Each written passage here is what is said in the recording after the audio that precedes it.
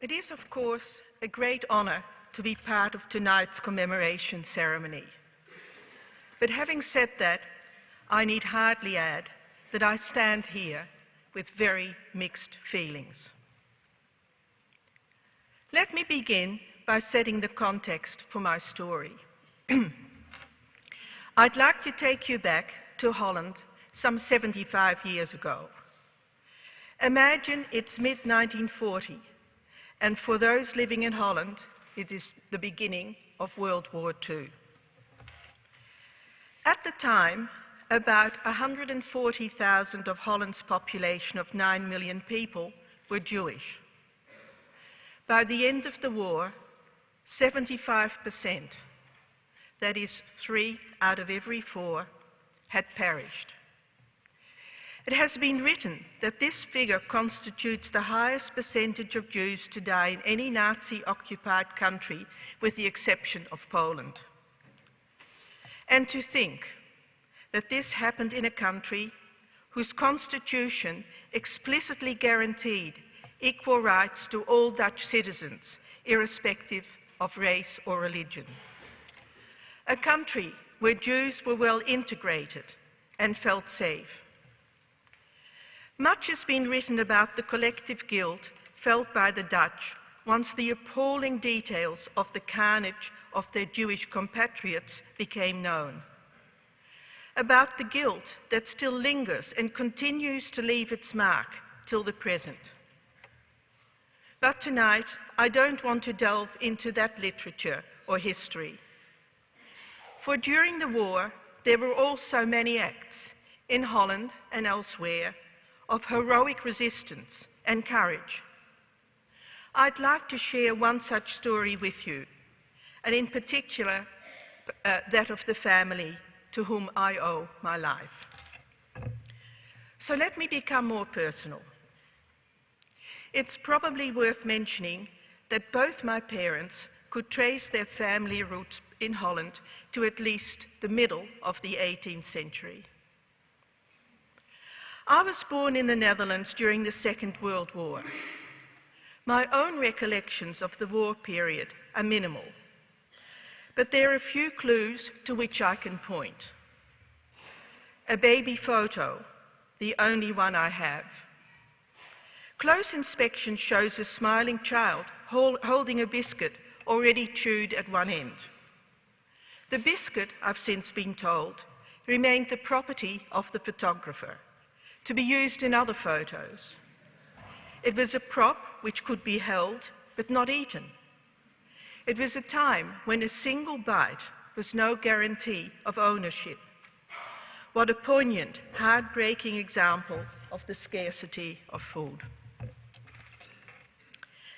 Next is a pair of small red leather shoes, which hang in a prominent place in my home. They're handmade and do not match exactly. The fur at the top is stroked bare. These shoes, it appears, were my security blanket when I went into hiding. Precious objects I insisted on taking to bed and holding until I went to sleep. And finally, there's a painting of a small, serious child, me, painted as a thank you to my foster parents by a young artist, saved from starvation by a family willing to share their meager meal with him from time to time. And what an insight into my foster parents, that of all the children who could have been chosen for that painting, I was selected, so that in some way I could continue to be with them. By early 1943, it became apparent that there were two choices left to the Jewish population in the Netherlands: to be deported or to go into hiding. Today, we can only guess at the conditions that prompted my parents to send their small baby to an unknown family via unknown underground routes to an unknown destination. My parents, I'm told, were given a choice. I could go to a childless couple or to a Catholic family with already 7 children of their own. An 8th child, my mother argued at the time, could be absorbed more readily than the accommodation required by inexperienced parents to adjust to a small child, thrust suddenly into their midst. And so I became, for well over 2 years, an integral member of the Zwaneken family. The Zwanekens lived in a small village in the Netherlands. They were, as I've already said, a large family with 7 children. The youngest at the time was 9.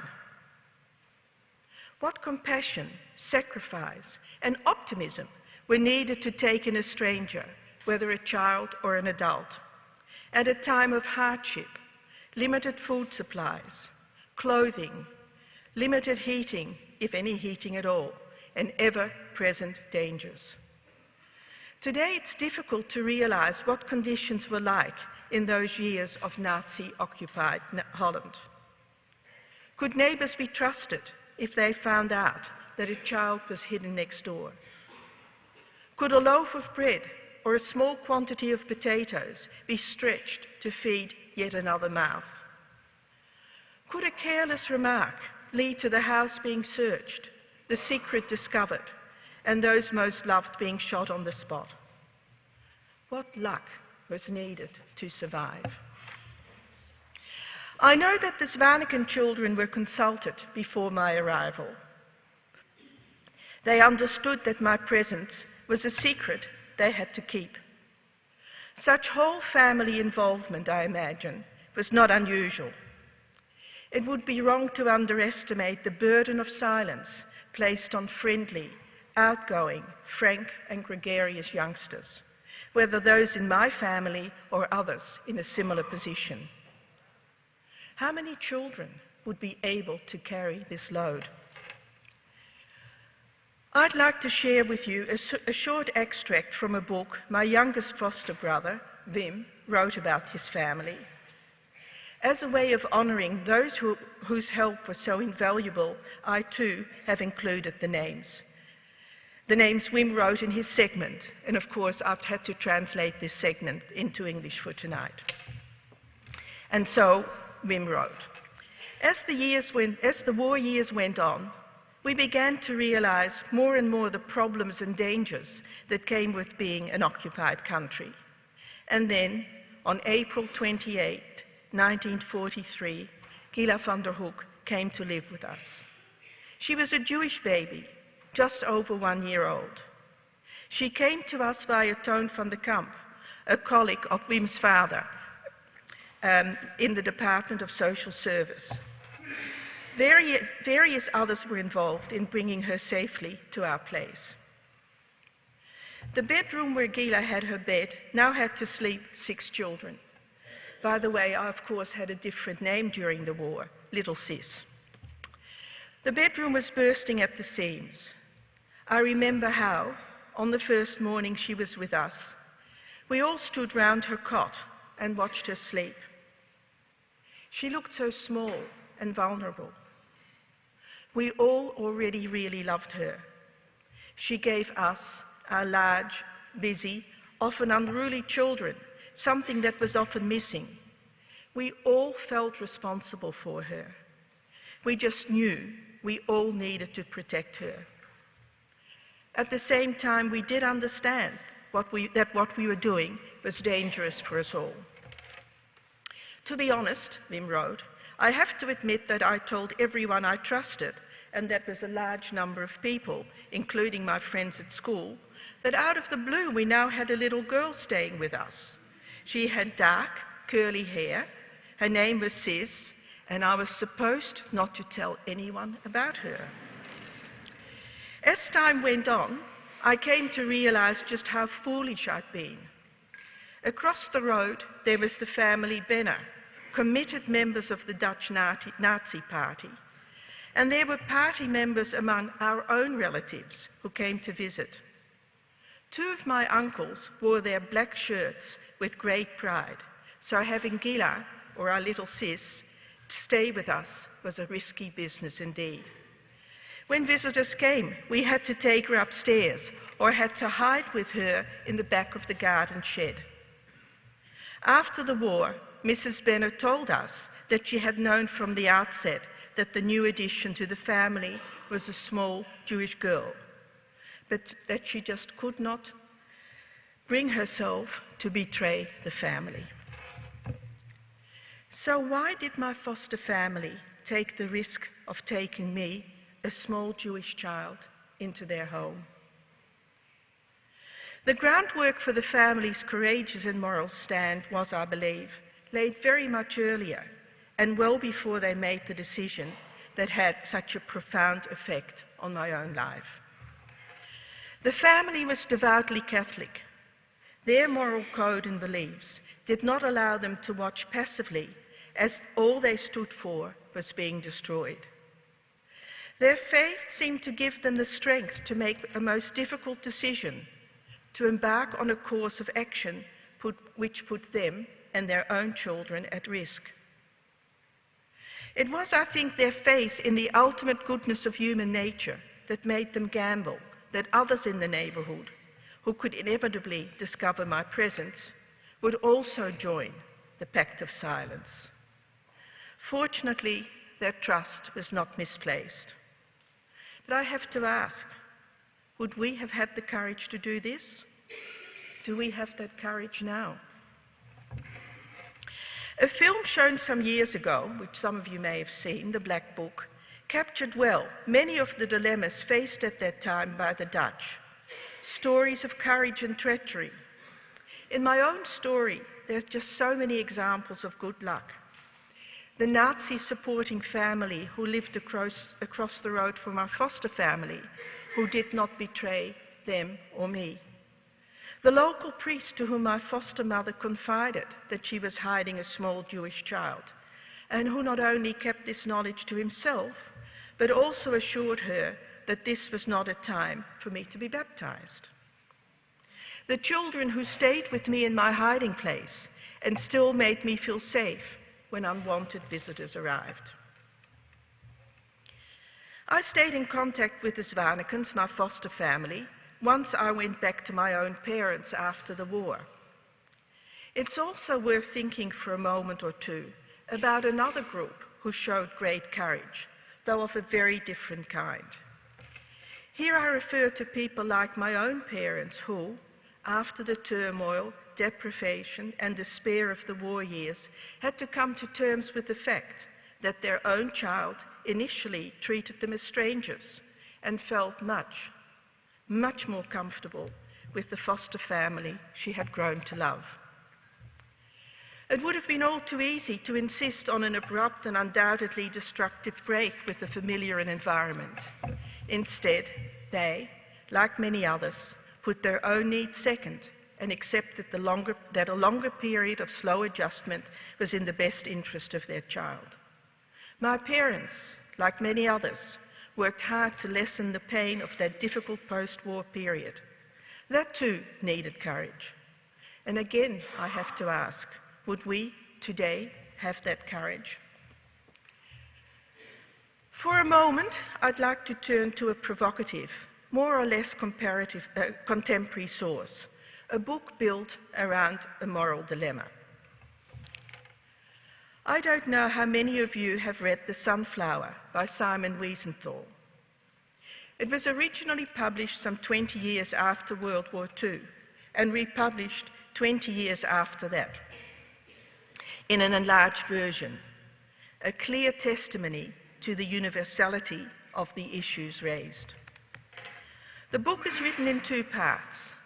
In the first, Wiesenthal recounts an incident which took place during the war.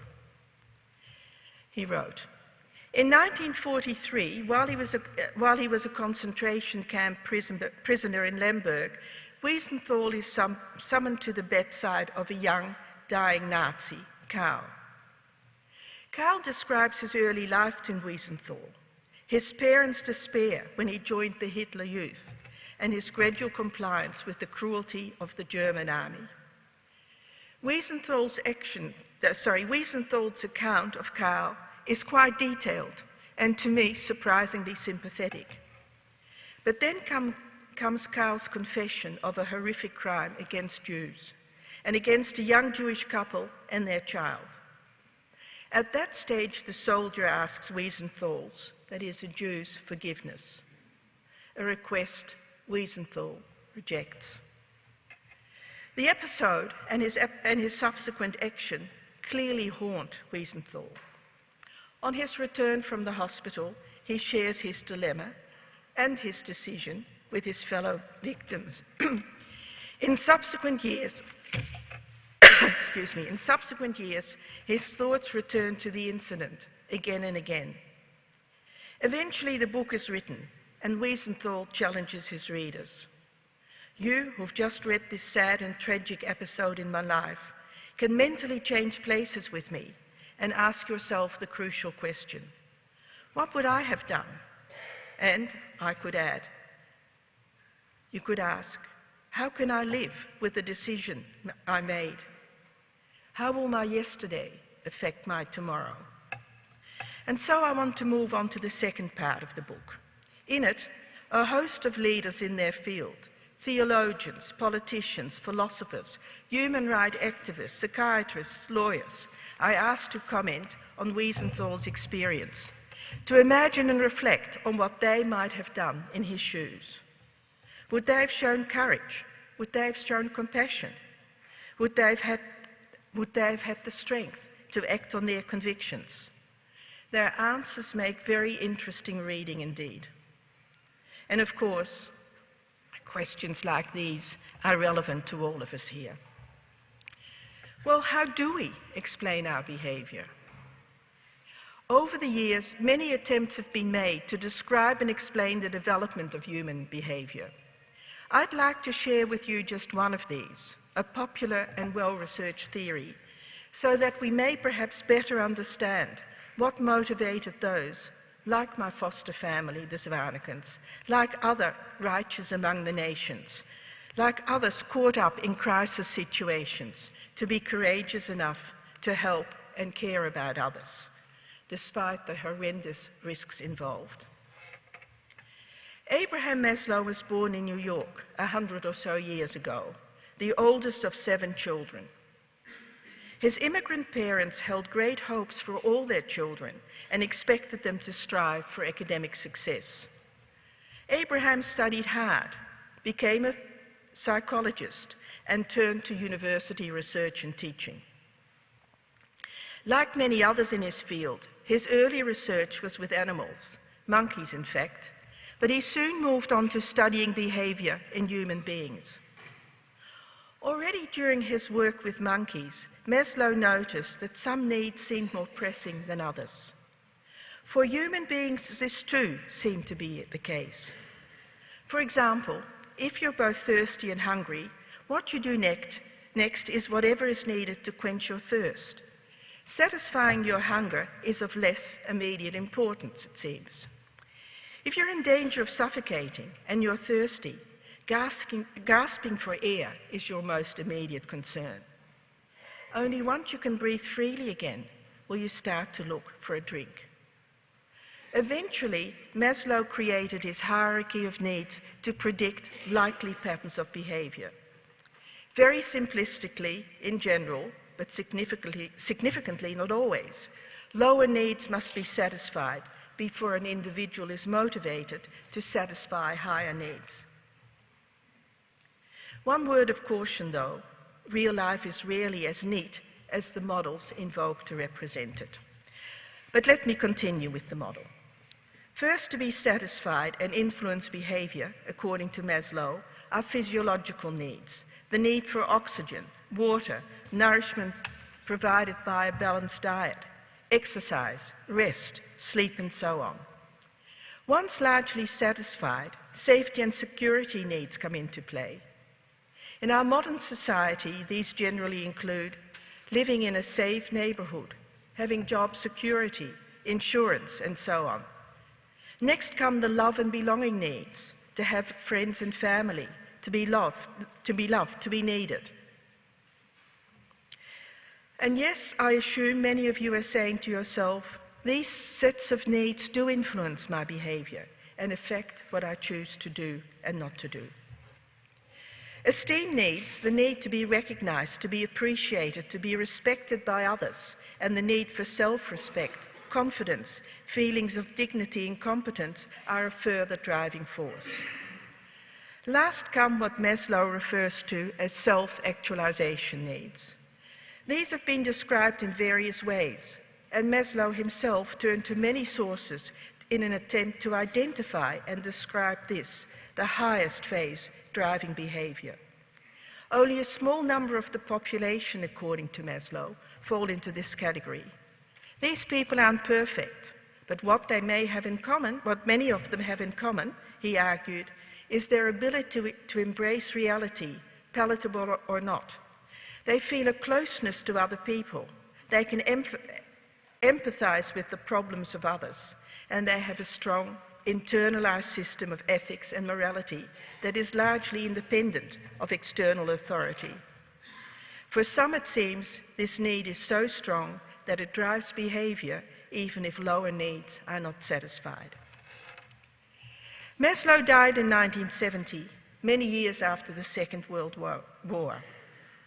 I don't know if he ever drew on his hierarchy of needs model to understand and appreciate the actions of those who, like my foster family, showed immense courage as they took on the responsibility and care for others, whatever the risks and personal costs.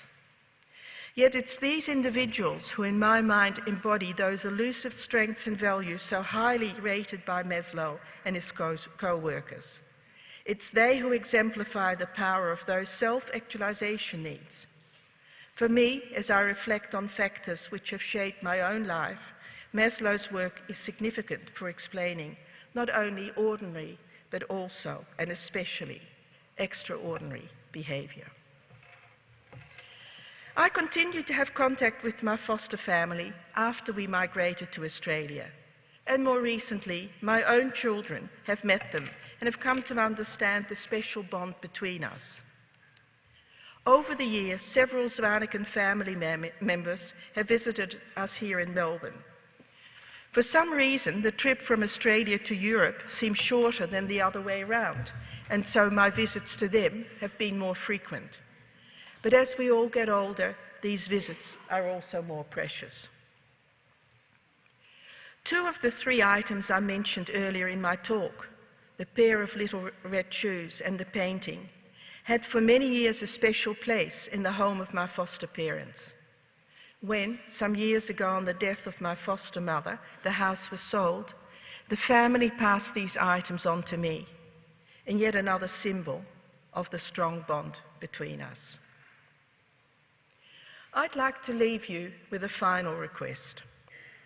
If any of you go to the United States Holocaust Memorial Museum in Washington, please look carefully at the list of names of the righteous among the nation to be found near the exit. The list is in alphabetical order. Z and W are letters that appear late in the alphabet, and so the name of my foster family is the last of a long list, or at least it was the last list when I visited the museum some years ago. When you're there, stop for a moment and look at the name of the Zwanek family. Look at the list. Look at the many names of others on that list. All deserve to be honored and remembered.